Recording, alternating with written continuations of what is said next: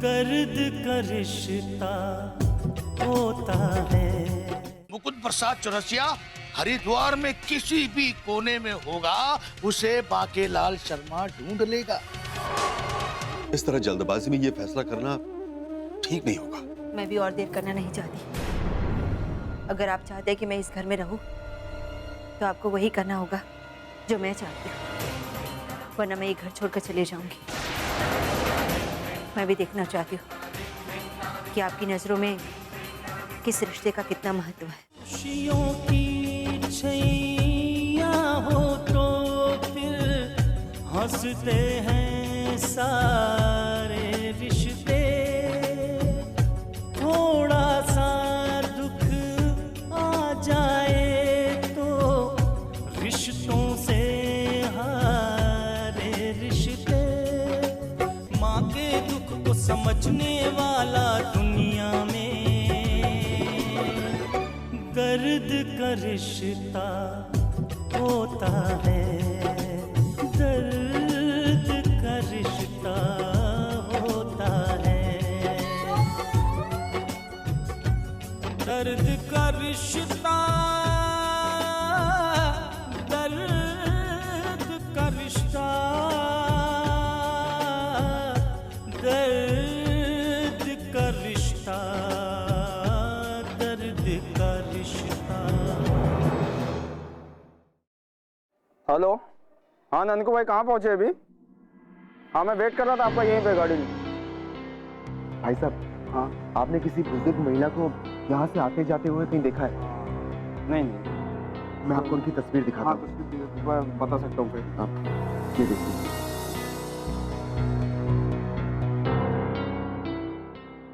ध्यान से देखिए। नहीं नहीं नहीं नहीं सर, नहीं देख पाया मैं। ध्यान से देखिए, हो सकता है कि आसपास यहाँ से कहीं से गुजरते हुए दिखा हो। हाँ नहीं सर, नहीं सॉरी सर, नहीं देखा मैं। हेलो, हाँ हाँ हाँ ननको भाई।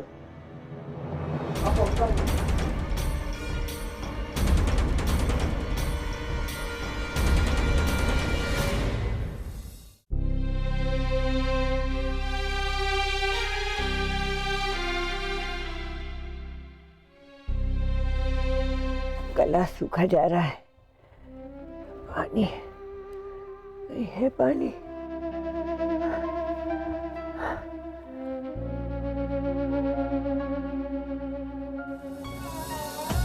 जीवन का सुख उसे मिला है जिस पर माँ का साया है। वो मूर्ख अज्ञान ठहरा जिसने उसे रुलाया है। कभी न माँ के दिल को तोड़ो, उसको तड़पता कभी न छोड़ो। यही तो सच्चा रिश्ता है सब रिश्तों में। दर्द का रिश्ता होता है। दर्द का रिश्ता होता है।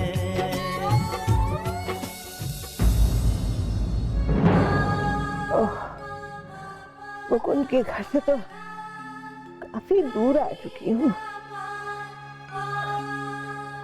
यहाँ से कहाँ जाऊँ प्रभु, कहाँ जाऊँ?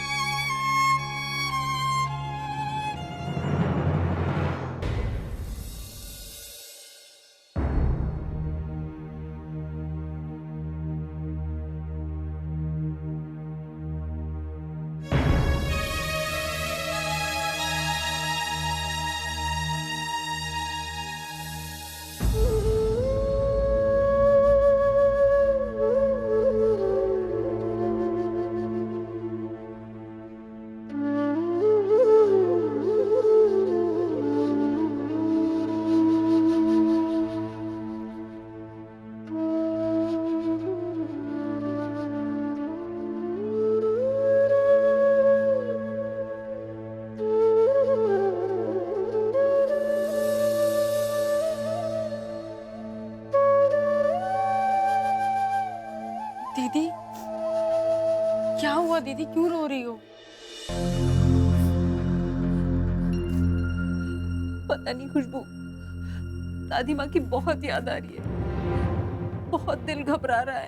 फिर तो घबराएगा ही ना दीदी। पहले तक तो हमें यही नहीं पता था कि दादी माँ कहाँ है। हमें लगता था वो किसी आश्रम में है, लेकिन आज पता लगा है वो उस मुकुंद प्रसाद के घर में है।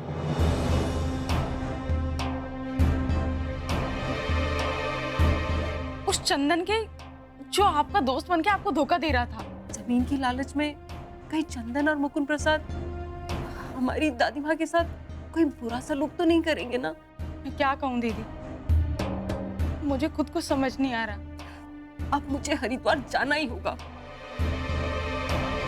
दादी माँ से मिलने के बाद ही मैं उस चंदन और मुकुंद प्रसाद को अच्छा सबक सिखाऊंगी। दीदी, आप पहले ठीक से सोच लीजिए, क्या आपका अकेला जाना ठीक होगा?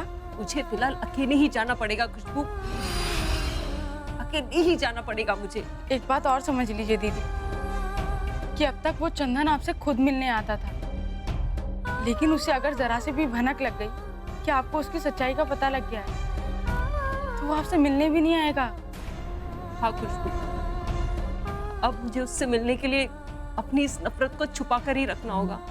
आपने चंदन को फोन तो नहीं किया ना? नहीं, अब तक तो मैंने उसे फोन नहीं किया है, लेकिन अब फोन करूंगी भी ना तो ये बताने के लिए कि मैं हरिद्वार आ रही हूँ, ताकि वो मुझसे मिलने के लिए आए। वो अब तक दोस्त बनकर मुझसे मिलता रहा है ना, अब मैं दोस्त बनकर जाऊंगी और उसे मिलने के लिए बुलाऊंगी। ठीक है दीदी, लेकिन थोड़ा सावधानी से। आप कहें तो मैं आपके साथ चलूं? नहीं खुशबू, मैं भी तुम्हें लेके जाना चाहती हूँ, लेकिन चाची तुम्हें जाने की इजाजत नहीं देगी, इसलिए मैं ही चंदन से मिलने के लिए जाऊंगी।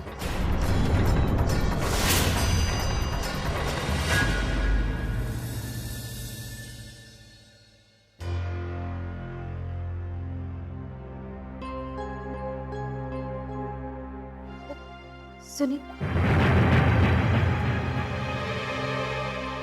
चंदन, बेटा माँ जी का कुछ पता चला? नहीं पापा, मैंने आसपास हर जगह चेक कर लिया, लेकिन दादी माँ का कहीं कुछ पता नहीं चला। इस आधी रात के वक्त वो कहाँ चली गई हूँ? मुझे लगा कि शायद वो किसी वृद्धाश्रम में चली गई हूँ, इसलिए मैंने आसपास के 2-4 आश्रमों में पता करने की कोशिश की, लेकिन वो वहां पर नहीं। पता पापा, मैंने हर रास्ते में उन्हें ढूंढने की कोशिश की, लेकिन दादी माँ का कहीं कुछ पता नहीं चला। समझ में नहीं आता कि दादी माँ जा भी तो कहां जा सकती है। इनफैक्ट मैंने बस स्टैंड पर भी जाकर पूछताछ की। बस स्टैंड से सिर्फ एक बस दिल्ली के लिए रवाना हुई। कहीं वो उस बस से दिल्ली तो नहीं चली गई? नहीं मां, मैंने उस बस के कंडक्टर का नंबर लेकर उस कंडक्टर को फोन किया था, और फिर मेरे कहने पर उसने दादी माँ का नाम लेकर सारे यात्रियों से पूछताछ की। फिर उसने बताया कि 60-70 साल की कोई भी बुजुर्ग महिला उस बस में सफर नहीं कर रही है।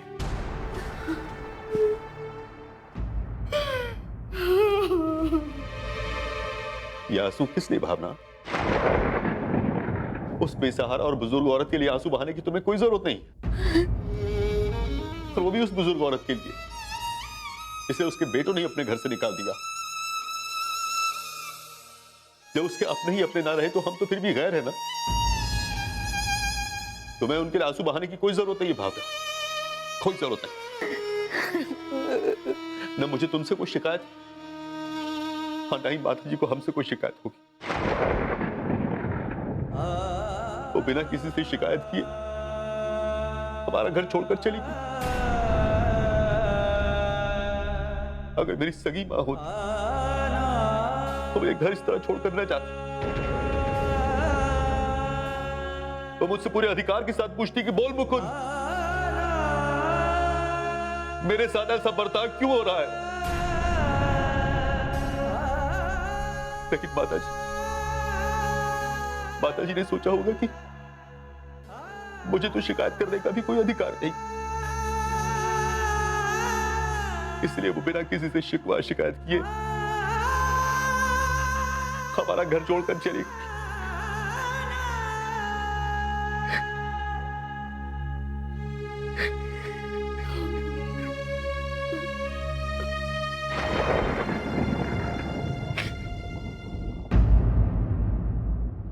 पापा, पापा प्लीज खुद को संभालिए।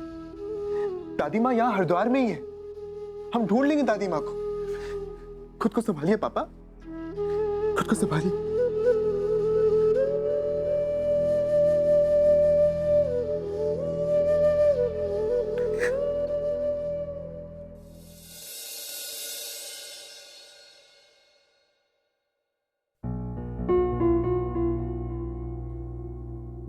मैं आपके लिए नाश्ता ले। बैठो बैठो शाह, मुझे तुमसे कुछ बात करनी है। शामनी, समझ में नहीं आ रहा ये मुकुंद प्रसाद चौरसिया आखिर चीज क्या है? इसका सही पता लिखवाया गया है या गलत? ये चाहता क्या है, क्या क्या रहा है? पहले तो ये पता लगा कि वो 40 एकड़ जमीन मुकुंद प्रसाद ने माँ जी से अपने नाम करा ली है। हाँ शर्मी, और फिर उसी जमीन में से 3 एकड़ जमीन का सौदा हुआ और वो पैसा अदालत में जमा हुआ और बाकी के पैसे हमारे कंपनी के अकाउंट में ट्रांसफर कर दिए गए। अगर सचमुच मुकुंद प्रसाद नाम का कोई है जिसने ये 40 एकड़ जमीन धोखे से अपने नाम लिखवाई है, तो फिर ये 3 एकड़ जमीन बेचकर पैसा हमारे अकाउंट में क्यों जमा करवाया है? साफ सी बात है कि मुकुंद प्रसाद चौरसिया सिर्फ एक मोहरा है और उसके पीछे और किसी का हाथ नहीं, केदार का हाथ है।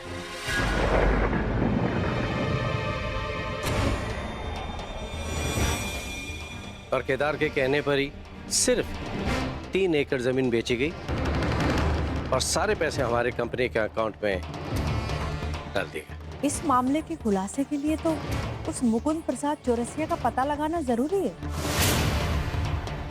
तुम ठीक कहती हो श्रावणी। एक बार उस मुकुंद प्रसाद चौरसिया का पता ठीक ठीक से मालूम हो जाए तो फिर उसका गरेबान पकड़कर घसीटते हुए मैं यहां पर लेकर आऊंगा और उसे पूछूंगा कि मेरी 40 एकड़ जमीन उसके नाम पर ट्रांसफर कैसे हुई।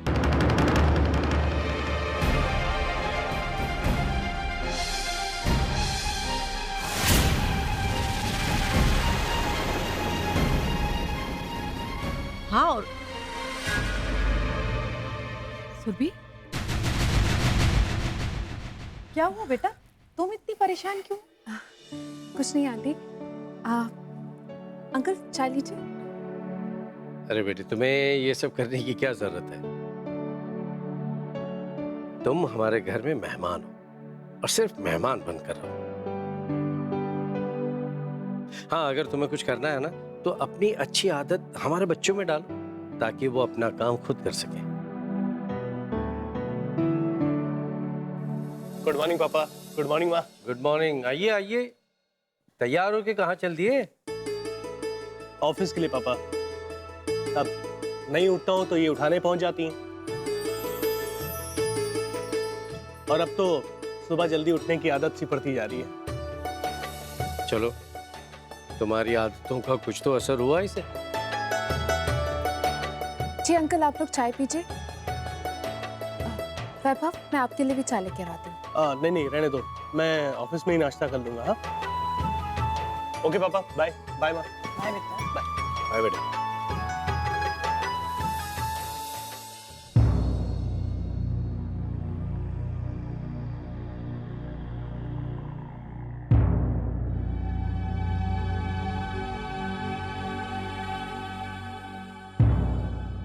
दादी माँ जरूर मिल जाएंगी।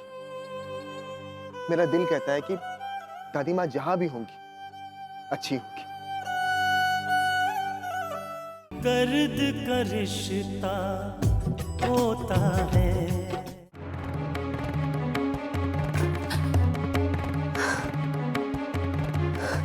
एक बार उस मुकुंद प्रसाद चौरसिया का पता ठीक ठीक से मालूम हो जाए तो फिर उसका गरेबान पकड़कर घसीटते हुए मैं यहाँ पर लेकर आऊंगा और उसे पूछूंगा कि मेरी 40 एकड़ जमीन उसके नाम पर ट्रांसफर कैसे हुआ। पापा भी गए थे हरिद्वार मुकुंद प्रसाद का पता लगाने के लिए, लेकिन कुछ पता नहीं लगा। अब तो बस पुलिस में कंप्लेंट कराना ही बाकी रह गया।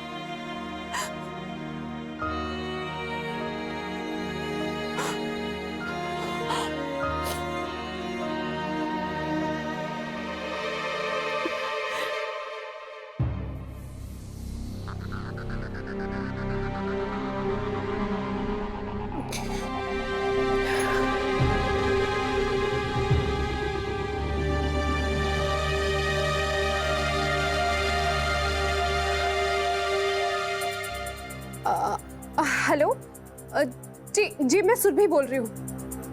जी जी मेरे रूम का अरेंजमेंट कब तक हो जाएगा? जी जल्द से जल्द रूम का अरेंजमेंट करवा दीजिए। देखिए आप जानते नहीं हैं मैं बहुत तकलीफ में हूँ जी, मैं बहुत परेशान हूँ। आप जल्दी से कुछ ना कुछ कर दीजिए।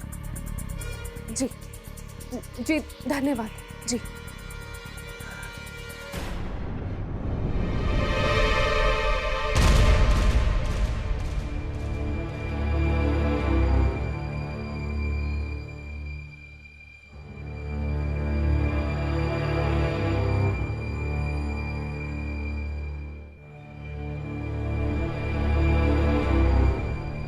क्या बात है, तुम इतनी परेशान क्यों हो?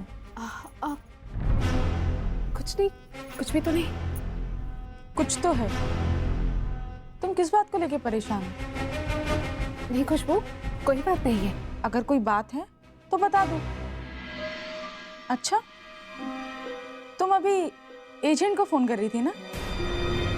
क्यों, तुम्हें कुछ परेशानी है इस घर में?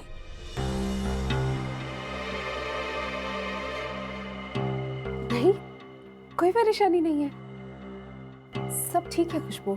तो फिर इतनी जल्दी जाने की क्यों सोच रही हो? और मैं तो ये भी देख रही हूँ, जितनी इज्जत तुम्हें इस घर में मिल रही है उतनी तो आज तक किसी को नहीं मिली, फिर भी तुम जाना चाहती हो? हाँ खुशबू, कभी कभार बहुत ज्यादा प्यार भी अच्छा नहीं होता, करीब रहने से दूरियां बढ़ जाती हैं। इसलिए मैं जल्द से जल्द अपने रूम का अरेंजमेंट करना चाहती हूँ, शायद वही अच्छा होगा। अब खुशबू मुझे काम है, मैं आती हूँ।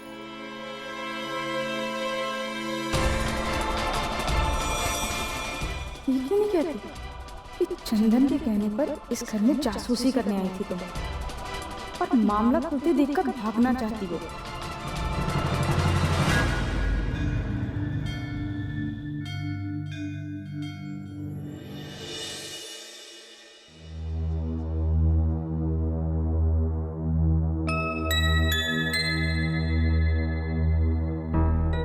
चंदन, बेटा मुझे लगा कि तुम शायद सो रहे होगे। वैसे भी माता जी को ढूंढने में तो सारी रात गुजर गई। लेकिन जब तक दादी माँ का पता नहीं लग जाता नींद भी तो नहीं आएगी। मैं जा रहा हूँ, आज फिर पता करने की कोशिश करूंगा।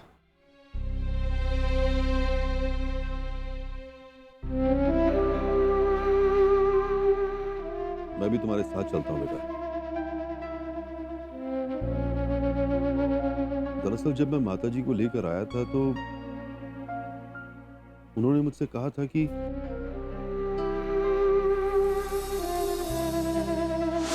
लेकिन माँ जी, आपने वो अपना पीलीभीत वाला घर तो बेच दिया। अब अगर आप यहां नहीं रहेंगी तो फिर कहां रहेंगी आप?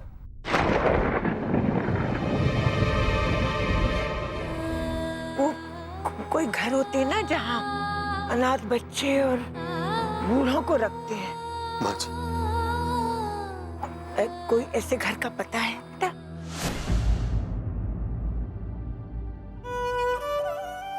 माता जी किसी वृद्धाश्रम में जाना चाहती थी। और कोई जगह तो उन्हें सूझी भी नहीं होगी। मेरा आसपास के सारे आश्रम चेक करो, मुझे पूरा यकीन है कि हाँ माता जी हमें किसी न किसी आश्रम में जरूर मिल जाए। जी पापा, मैं ढूंढने की पूरी कोशिश करूंगा। माँ, आप परेशान मत हो, दादी माँ जरूर मिल जाएंगी। मेरा दिल कहता है कि दादी माँ जहां भी होंगी अच्छी होगी। भगवान करे ऐसा ही हो बेटा। माँ जी जहां पर भी हो बस सुरक्षित हो, बस। पता लग जाएगा माँ। चंदन, इनसे कह दो कि खाने के लिए हमारा इंतजार करने की जरूरत नहीं है। अचानक से खबर मिली और अचानक उन्हें पीलीभीत जाना पड़ा। लेकिन ऐसी खबर क्या मिली? और अब पीलीभीत में रखा ही क्या है? दर्द का रिश्ता होता है। खाने के लिए हमारा इंतजार करने की जरूरत नहीं है। माता जी को ढूंढने में न जाने कितना वक्त।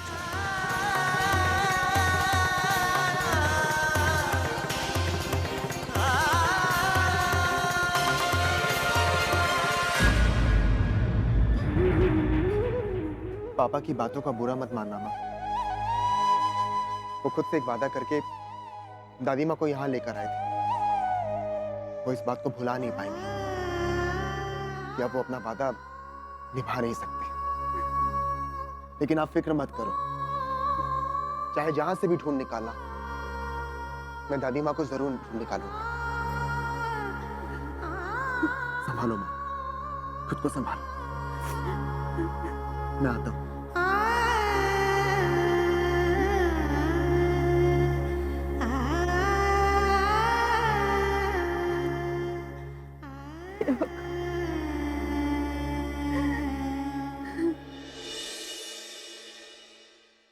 ये क्या कह रही हैं आप? बाकी भाई साहब पीलीभीत चले गए और उन्होंने हमें बताया भी नहीं। भाई साहब बताने का मौका ही नहीं मिला। अचानक से खबर मिली और अचानक उन्हें पीलीभीत जाना पड़ा। अरे लेकिन ऐसी खबर क्या मिली? और अब पीलीभीत में रखा ही क्या है? कुछ और ना सही सरस्वती, लेकिन उनको जानने पहचानने वाले लोग तो है ना वहां। कल खबर मिली कि उनके दोस्त का स्वर्गवास हुआ है। बहुत दुखी थे, बहुत रो रहे थे। ओ गोरी हमको दिखाओ न नखरा, हमको दिखाओ न नखरा, जरा हमको दिखा दो अपना मुखड़ा। होली आई रे आई रे, होली आई रे आई रे, होली आई रे आई रे, होली आई रे।